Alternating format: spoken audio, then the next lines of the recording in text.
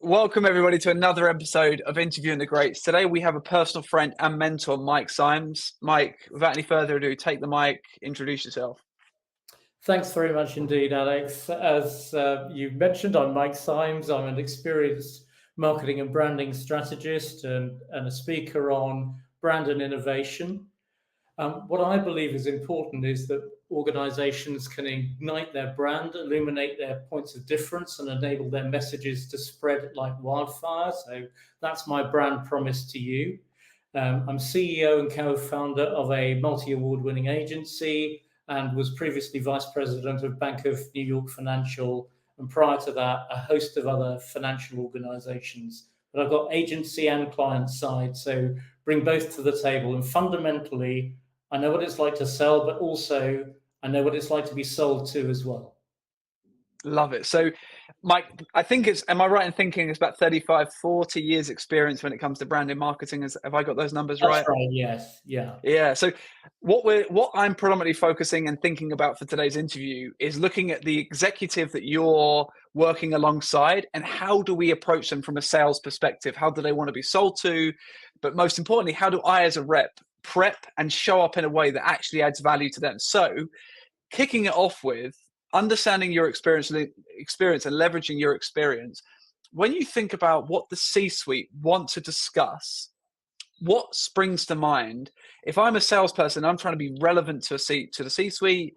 What do they want to talk about? What kind of things do they think about? What do I need to say? What do they want to talk about when it comes to things that they want to buy?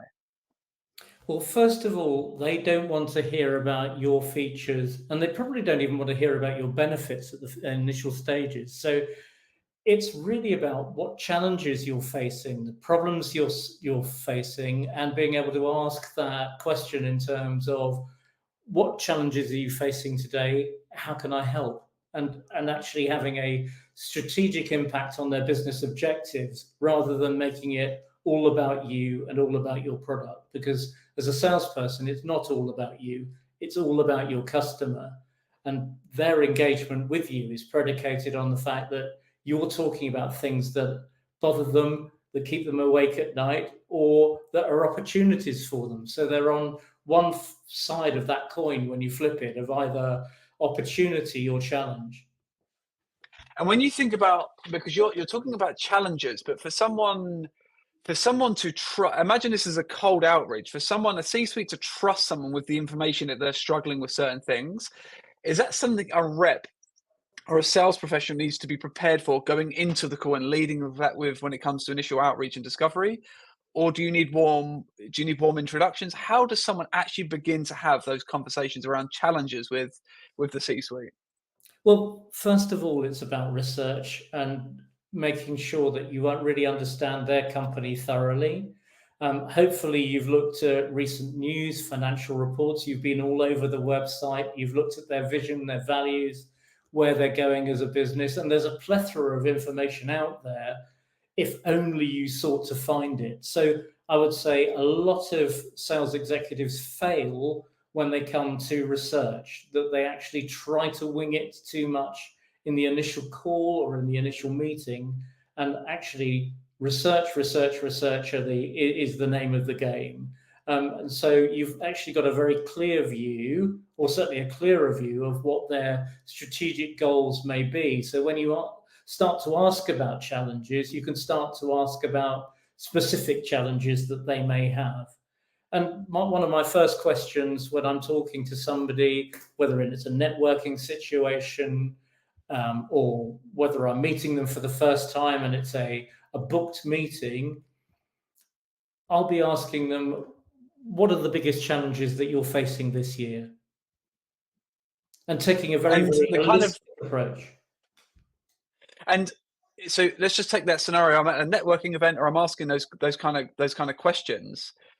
Does the C-suite, do people in the C-suite, either a CEO or CTO or COO, do they want you to have all the answers and be able to tell them what to do, or do they want roadmap to help them look good? Like, so when you're thinking about why you're asking those questions, where are you trying to take the conversation? Are you trying to pitch how you can solve it, or are you trying to find ways to make them look good? When Getty was digging for oil in the US, he basically made a very clear decision that he would actually dig for oil all over the oil fields rather than actually say, right, we're going to dig down into this one and see whether there's oil. He took a gut feel that by digging for oil in various locations, you're going to strike liquid gold. And you're going to strike liquid gold in more locations the more you dig and the more you find out. And that's basically the same with a sales role. It's about identifying all the different opportunities that are out there. Because the one thing that they may say to you, for example, let's say that I'm an agency and I'm selling website design. Well, if I try to sell website design and just talk about websites, that's effectively all I'm ever going to sell to that individual.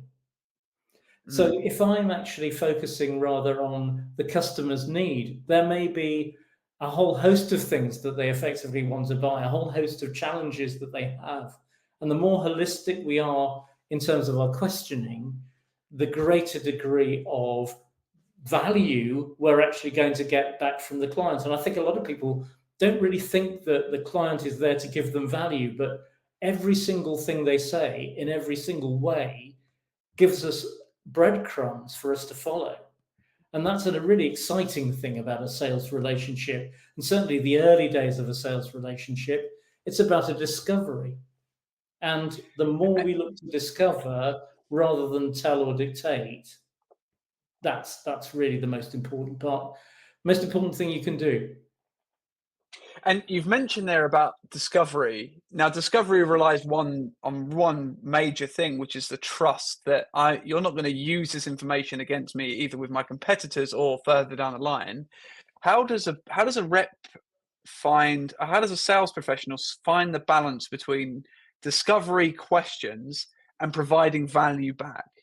And how do they? Because that's almost a seesaw of like, I've got roadmap, I've done this before, feature benefit, strategy, but also I need to understand what's really going on here.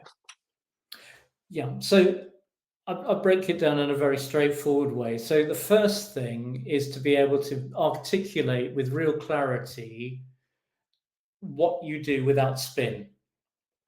So the first thing you do is to be able to, and a lot of people struggle with this, believe me. I've seen so many investor pitches over the years where businesses, organizations, individuals are trying to pitch an idea and you've no idea what they do until they come to an end.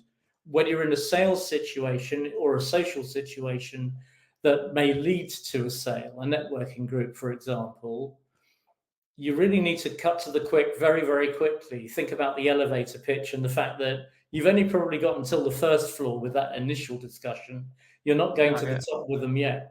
So you've got to be able to nail what you do, that essence of what you do.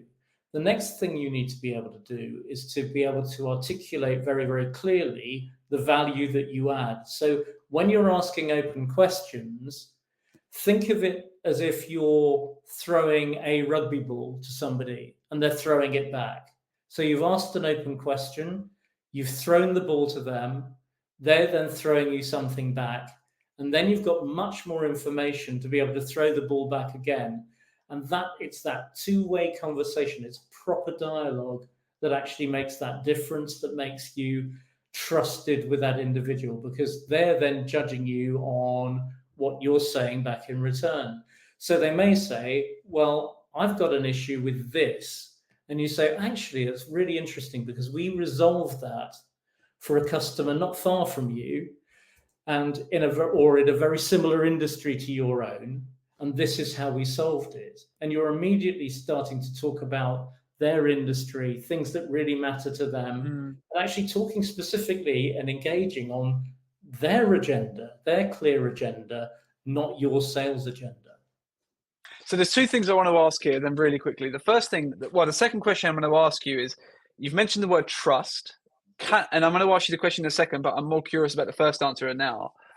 Of the first question, can I become, as a sales professional, a trusted advisor is the second question. But the first question I want to understand from you is, I've identified, we've solved that for a similar person, be that a competitor in a similar industry before. do I then launch into some form of pitch of how we've done that and discuss it? Or do I say, Mike, I want to give you the confidence that I've actually solved it in a similar way before? Before I do that, though, could I just understand a little bit more about how this is showing up for you? So do I tease that we've done it before, then kind of like drop away from that conversation, or do I pitch at that point and dive into that? First of all, I wouldn't be inclined to pitch at all at that point because you're fact finding. So I Yeah. would avoid anything that makes you look like you're selling to them, or worse still, selling at them. So we are What's the effectively, difference, Mike? What's the difference? Give us the difference between selling to and selling at. Run us through if that. you're, if you're selling to an executive, there's an understanding that you're going to be in a sales situation. So you will have Okay. built up the fact that they are interested in receiving some form of presentation, some form of discussion with you. You've got to the coffee stage, if you like, with them, where you're sitting down to have a chat. Before then, the danger is if you're pitching to them absolutely stone cold, that's where you're selling at them.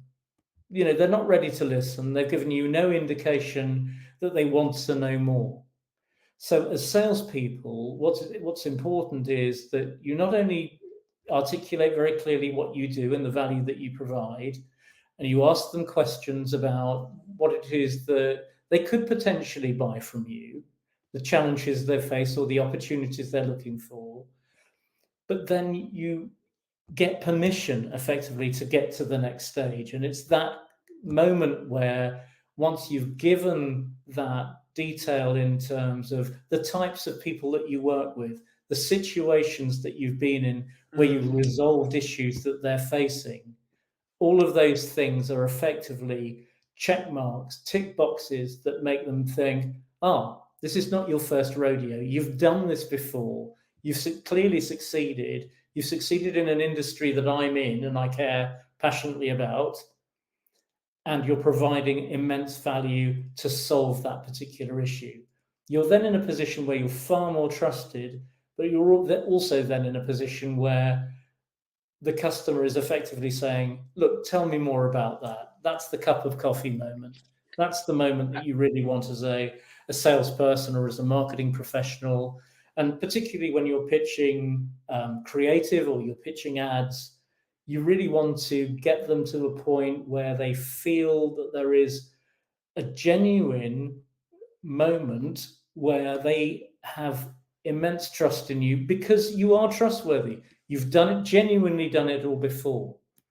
And I've always said that there are 4 R's of a perfectly balanced brand, but 4 R's for a perfectly balanced presentation. And they are that it needs to be relevant, it needs to be remarkable, so you remember it, it needs to be reputational and convey a form of trust and really people understanding that you're connecting together to actually achieve a common goal.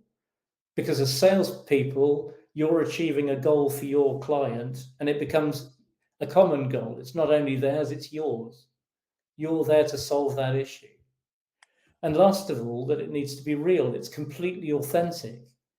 That this isn't just a sales situation, after all, it's a buying situation. That the customer wants to buy from you because they know you can deliver. I did a. I'm writing a passage in my book currently, and it's about a story of my third cohort at Amazon, and I called her Rachel in the book to protect her name. And I talk about how she said to me in my third cohort, we were going through the discovery portion of our onboarding for sales training, and she said to me, Alex, sales seems so confusing at times with strategies and personas and all of this information. How would you simplify it to really just understand what sales is?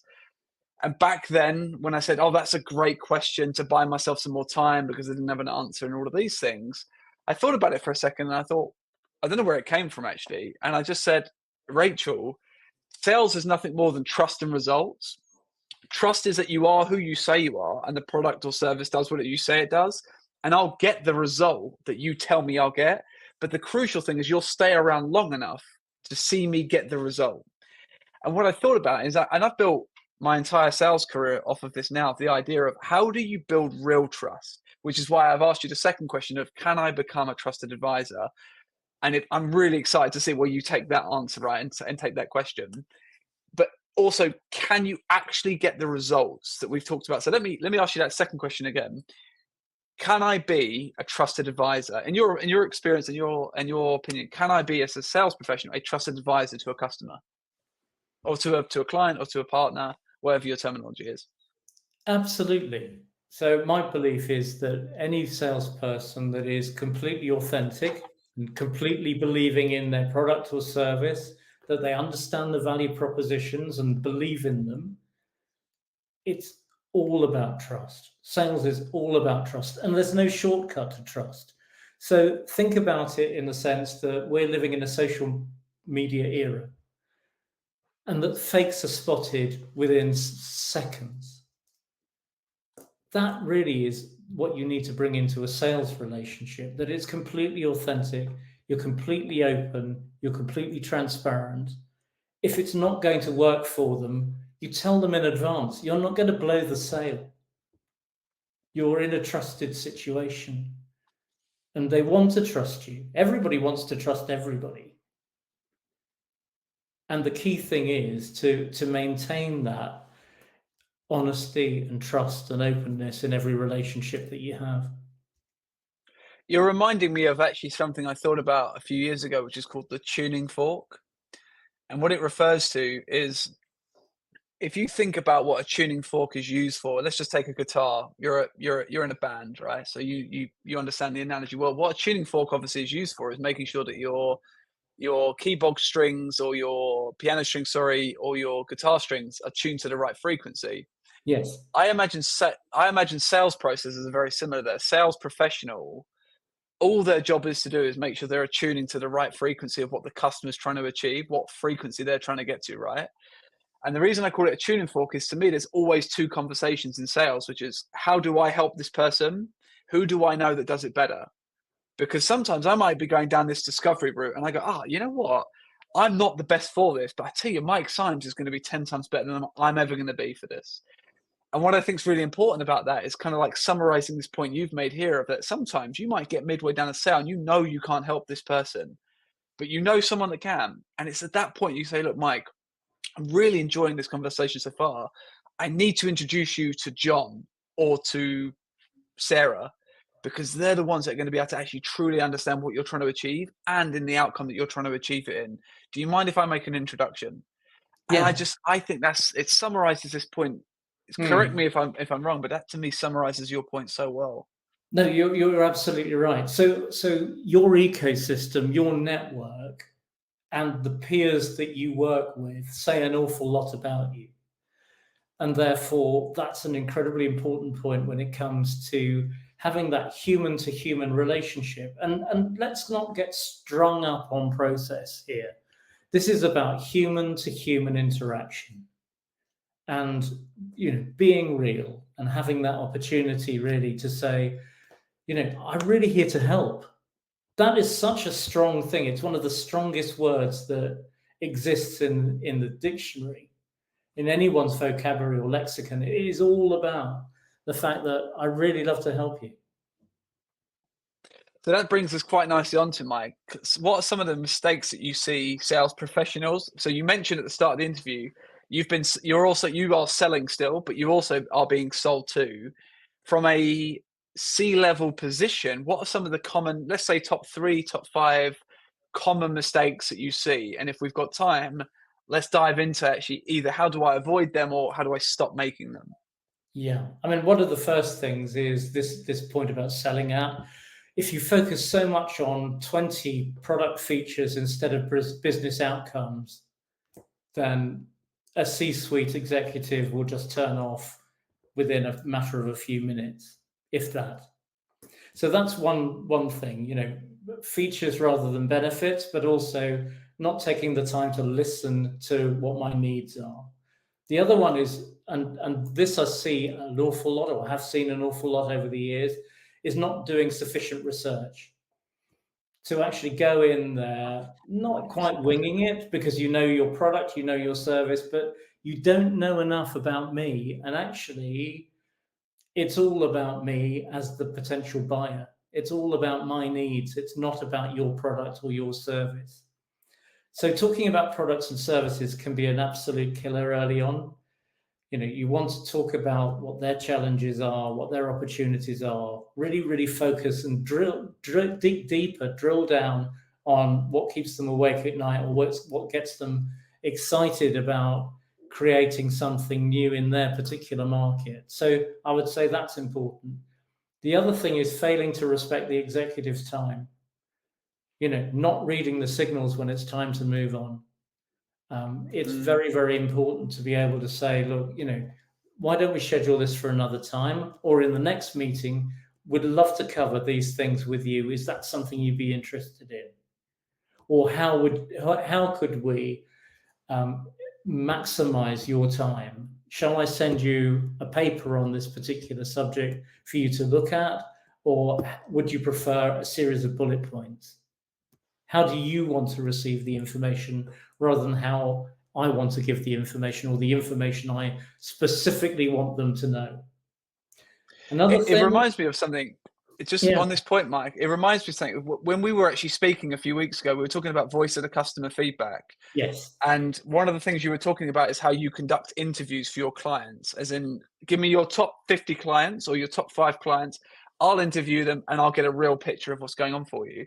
And I yes. said, oh, how long does that take? 45, 50 minutes. And you said, I can do it in 15 minutes.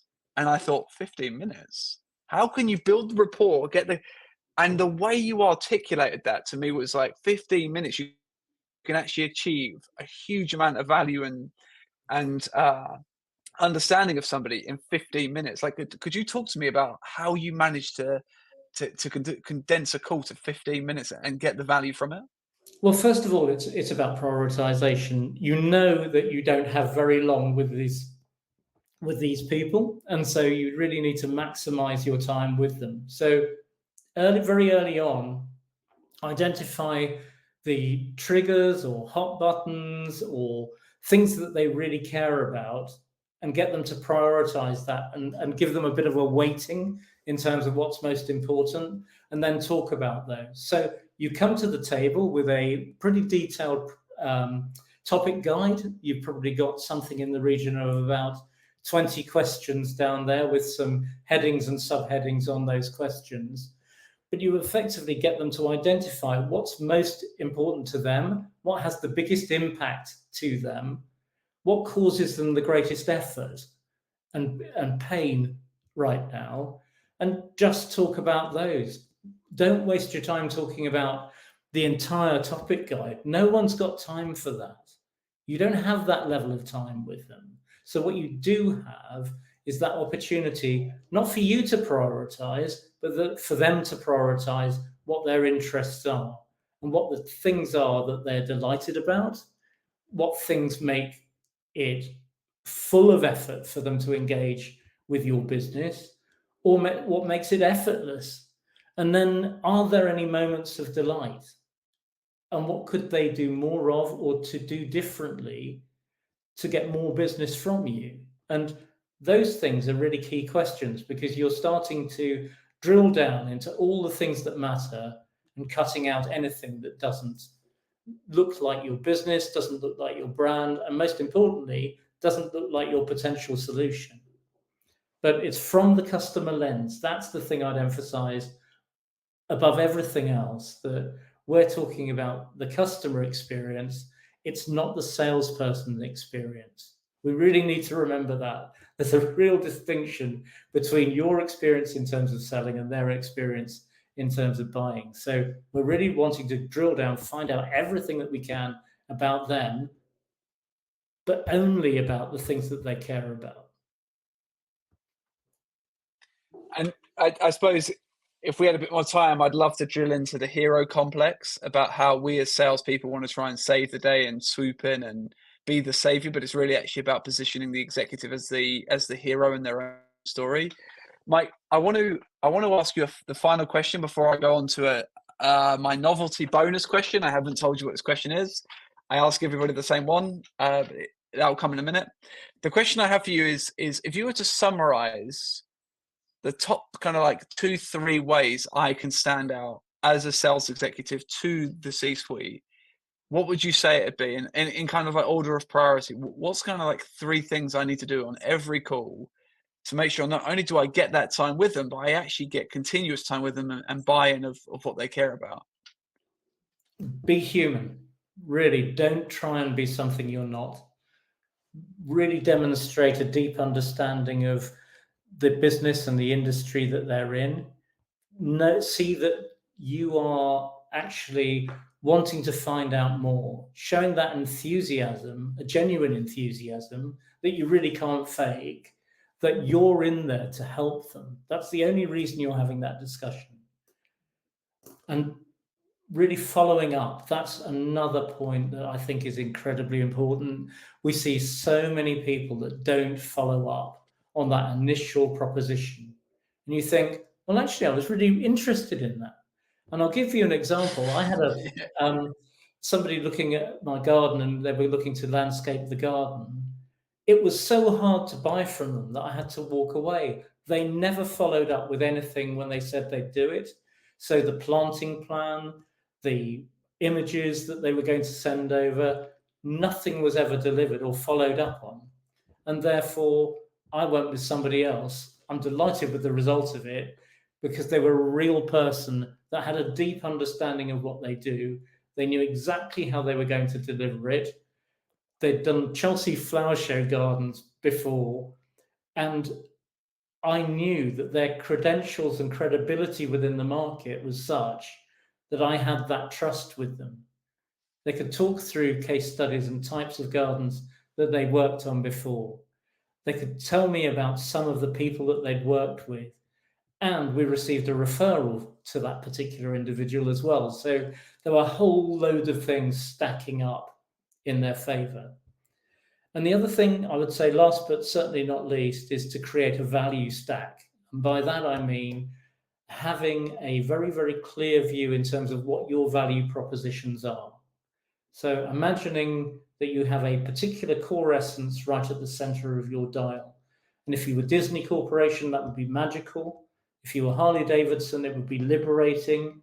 And imagine building a satellite around that of tangible things that you do that aren't just generic, but they're effectively designed and aligned to the core brand essence, so that what you create is completely cohesive as a sales pitch, as a sales proposition, and fundamentally, it's based on the customer and their needs. It's not based on your wants or desires as a salesperson.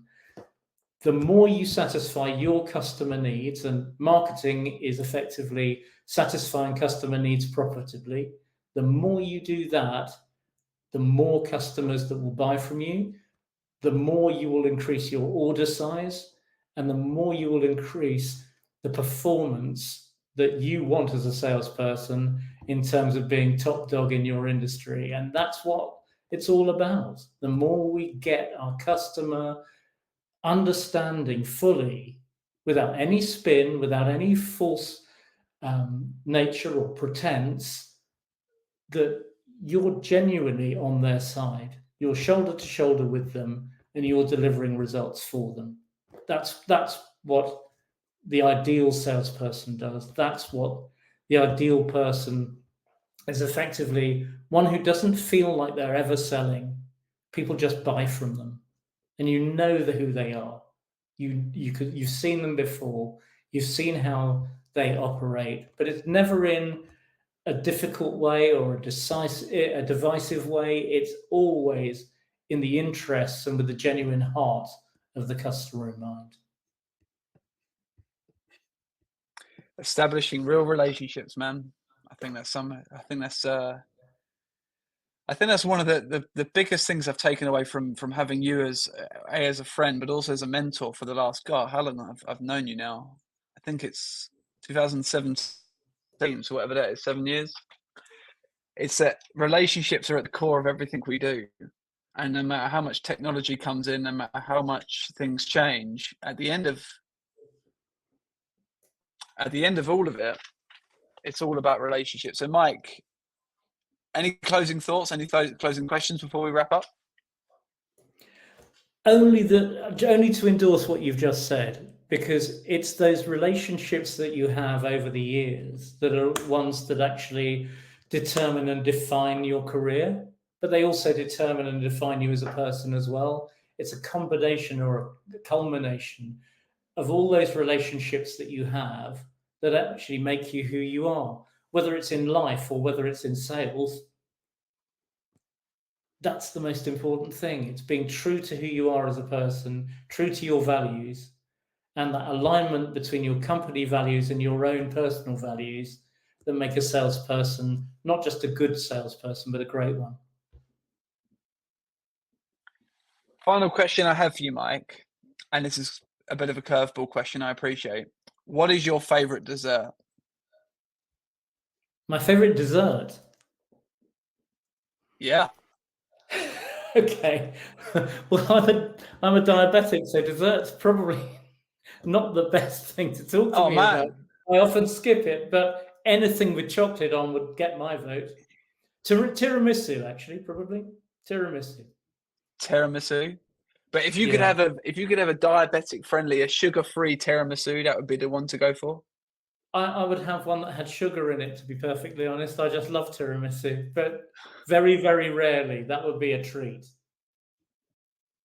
I got you. All right. Well, in that case, Mike, 32 minutes of your time. Thank you, and thank you to the end of the earth and back for I know it's late, so thank you for your time, man. And I really appreciate the amount of value you've shared on this interview today. Thank you. That's an absolute pleasure. I've loved being here, and yeah, every success.